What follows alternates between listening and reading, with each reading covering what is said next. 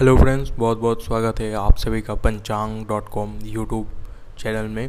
आज के इस वीडियो में हम लोग बात करेंगे property purchase numbers in numerology and astrology, या फिर हम लोग जो है कैसे प्रेडिक्शन कर सकते हैं, टाइमिंग कर सकते हैं the purchase of a property, home और any commercial property with the help of numerology and astrology.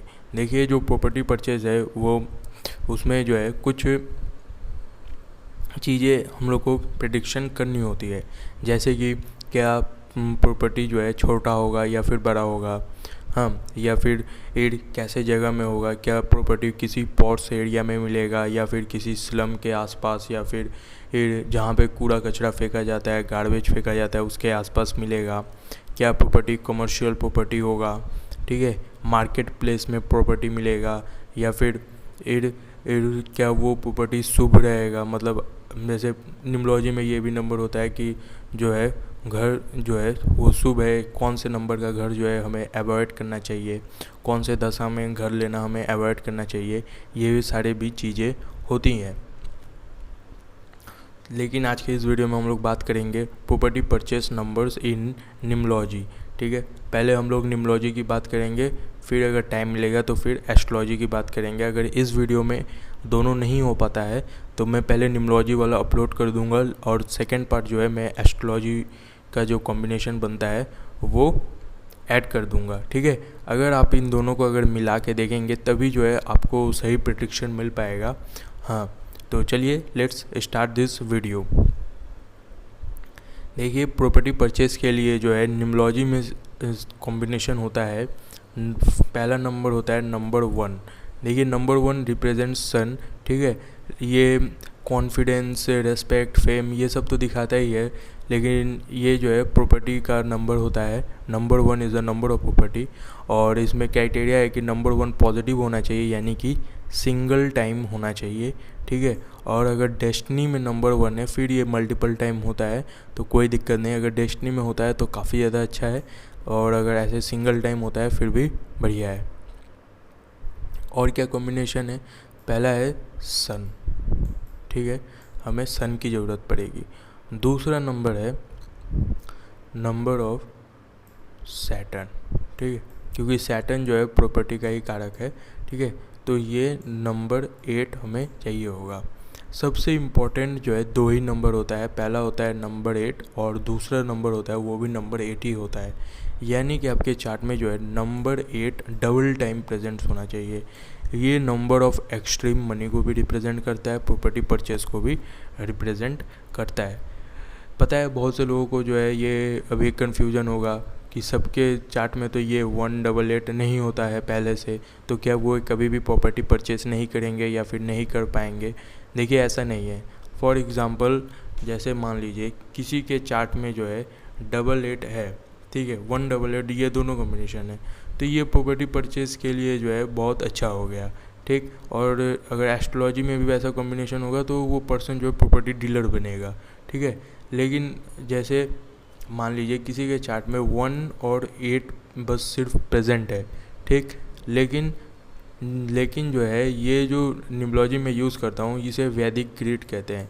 इसका होता है, देखिए, ये 3 1 9 6 7 5 2 8 एंड 4, ये नंबर 6 है, ओके, 6 7 5। इधर 188 है, इसमें 6 आ गया, 9 आ गया, ठीक है, 2 आ गया, तो ऐसे भी कॉम्बिनेशन बनता है 188 अगर पहले से प्रेजेंट है। और इसमें क्या होता है, जब कोई भी नंबर जो है, कोई भी नंबर, हर नंबर का जो है दशा और अंतरदशा हमेशा न्यूमरोलॉजी में आता है, ठीक है, हर एक इंसान को आता है। अगर किसी का चार्ट अगर 1 8 अगर उसके चार्ट में पहले से प्रेजेंट है, ठीक है, दशा, महादशा या फिर अंतरदशा में जब और एक नंबर 8 आएगा तो ये कॉम्बिनेशन बन गया 188 का। मतलब कि ये जो टाइम पीरियड होगा, इस टाइम पे जो है the person will purchase the property. 88 जो है ये पहले से ही नंबर ऑफ एक्सट्रीम मनी होता है, ठीक।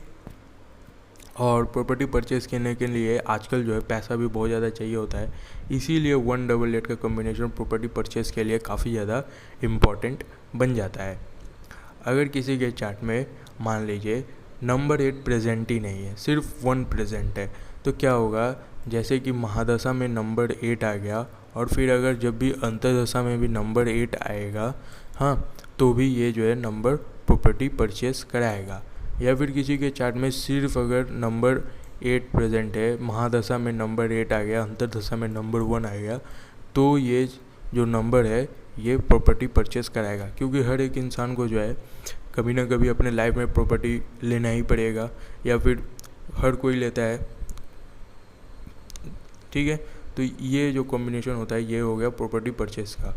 अब प्रॉपर्टी बड़ा होगा, कैसे जगह पे मिलेगा, लग्जरी होगा, हाँ, तो ये सब चीज़ें जो है हमें एस्ट्रोलॉजी से देखने को मिलता है। ये जो न्यूमरोलॉजी है it's work as an catalyst. जितना अच्छा आपका एस्ट्रोलॉजी होगा उसके साथ अगर न्यूमरोलॉजी को अगर हम लोग ऐड करेंगे तो उससे जो है टाइमिंग का पता चलता है, हाँ, और मतलब घर कितना बड़ा होगा, कितना लेविश होगा, ठीक है। तो वो चीज़ जो है आपके चार्ट पे डिपेंड करता है कि चार्ट में आपका चार्ट कैसा है फॉर प्रॉपर्टी परचेज। अब किसी का अगर मान लीजिए 188 का कॉम्बिनेशन बनता है, ठीक है, अगर उसमें नंबर 6 का दशा आ जाता है, ठीक, तो the property will be luxury property, ठीक है। क्यों लग्जरी प्रॉपर्टी, मतलब कि जो है आजकल जो घर बनता है जैसे लग्जरी होम जिसे कहते हैं वैसे टाइप का डिज़ाइन होगा, मतलब मॉडर्न हाउस होगा अगर इसमें नंबर 6 का दशा आ जाएगा।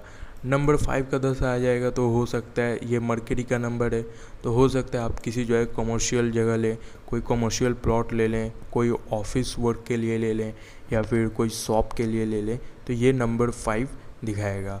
मतलब यही कुछ नंबर होते हैं गिने चुने जो कि प्रॉपर्टी परचेस को दिखाता है न्यूमरोलॉजी में। अब बात कर लेते हैं एस्ट्रोलॉजी की। पहले जो है इसे मैं इरेज कर देता हूँ।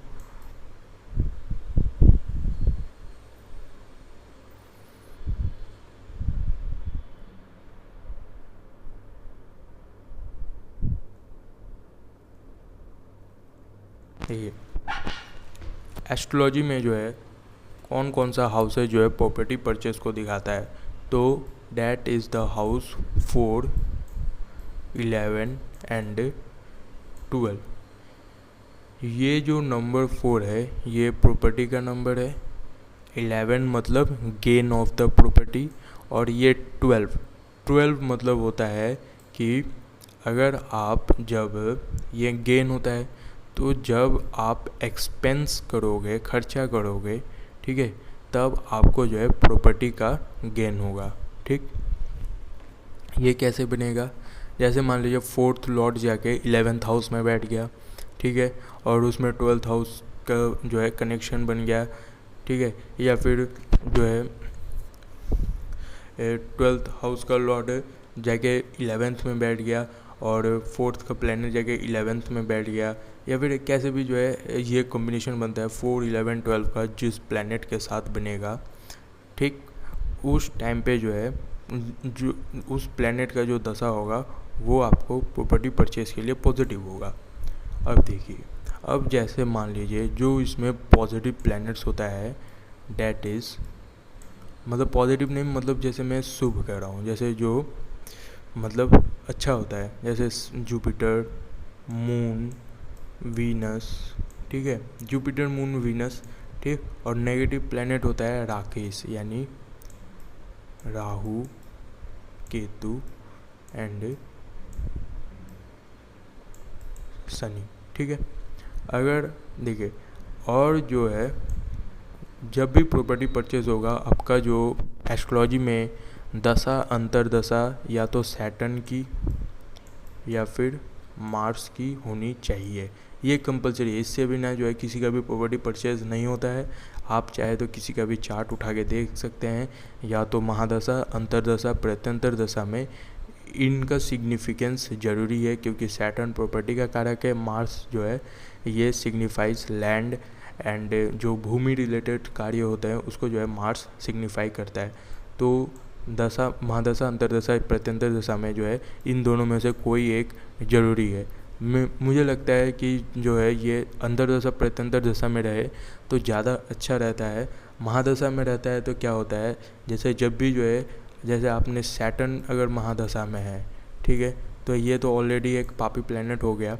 अगर इसमें राहु का दशा आता है या फिर केतु का दशा आता है, अब अगर उस टाइम पे प्रॉपर्टी लेंगे तो वो जो है पॉर्स एरिया में नहीं मिलेगा, वो जो है किसी स्लम के आसपास या फिर ऐसे जगह पे जहाँ पे कूड़ा कचरा फेंका जाता है वैसे जगह पे आपको जो है प्रॉपर्टी मिलने के चांसेस बढ़ जाती हैं या फिर वहीं पे मिलता है। वहीं अगर मान लीजिए अगर दशा में मरकरी का दशा चल रहा है तो फिर आपको जो प्रॉपर्टी मिलेगा वो किसी जो है मार्केट प्लेस में मिलेगा, ठीक है, या फिर जो हो सकता है कि वो जो बंदा है वो किसी जो है कमर्शियल यूज़ के लिए प्रॉपर्टी ले, ऑफिस के लिए, किसी शॉप के लिए, ऐसे चीज़ों के लिए प्रॉपर्टी ले, ठीक है। लेकिन वहीं अगर महादशा अंतर्दशा में अगर जुपिटर मून वीनस का रहता है तब जो है प्रॉपर्टी जो है काफ़ी ज़्यादा लेविश होती है और ये जो है किसी मतलब अच्छे जगह में पॉर्स एरिया में जो है प्रॉपर्टी लेने के चांसेस काफ़ी ज़्यादा बढ़ जाते हैं, ठीक। वहीं अगर मान लीजिए इसमें 4, 11, 12 के साथ अगर 6, 8, 12 का जो लॉर्ड है उसका अगर कनेक्शन बनता है, अगर 6 के साथ कॉम्बिनेशन बनता है इसका, तो जो प्रॉपर्टी होगा that will be in loan, ठीक है। 4, 11, 6, 12 ये 6, 12 फिर कनेक्टेड हो गया, फिर जो प्रॉपर्टी होगा वो लोन में लिया जाएगा। अगर इसके साथ मान लीजिए 6 नहीं होता है, अगर 8 होता है, 4, 11, 8, 12, तब जो है प्रॉपर्टी जो है वो आपको मिलेगा विद द हेल्प आपने किसी फ्रेंड से, फैमिली सर्कल से, रिलेटिव से पैसा मांग लिया, ठीक है, तब जो है ये वैसे टाइप का आपको लोन मिलेगा। लेकिन अगर 4, 11, 6, 8, 12 ये 6, 8, 12 अगर तीनों के साथ अगर कॉम्बिनेशन बनता है तब जो है हमें उस टाइम पे जो है प्रॉपर्टी लेने से बचना चाहिए, क्योंकि उस टाइम पे जो है प्रॉपर्टी रिलेटेड जो स्कैम हुए उसको होने का ज़्यादा चांसेस रहता है। वहीं अगर इसके साथ अगर 3 भी आ जाए, 4, 11, 3, 6, 8, 12, तब जो है प्रॉपर्टी में जो है जो पेपर्स रिलेटेड जो वर्क होता है उसमें काफ़ी ज़्यादा दिक्कत आता है, या फिर उसमें जो है कोई लफड़ा हो सकता है या फिर डॉक्यूमेंट्स सही नहीं हो सकते हैं, जिससे कि जो है आपका जो है पैसा डूब भी सकता है, ठीक।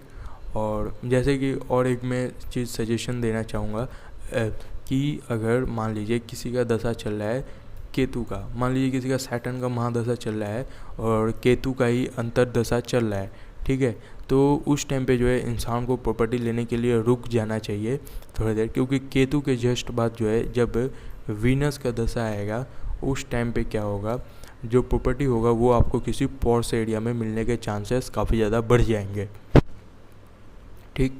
और अगर बात करें कि साइज ऑफ द प्रॉपर्टी अगर आपको जानना है तो इसके लिए जो है इम्पॉर्टेंट होता है सैटर्न एंड मार्स। आपके जो चार्ट है उसमें जो है सैटर्न और मार्स का अगर कॉम्बिनेशन बनता है तब जो है आपको जो प्रॉपर्टी है वो काफ़ी ज़्यादा बड़ी मिलने की चांसेस, मतलब प्रॉपर्टी जो है that will be bigger in size.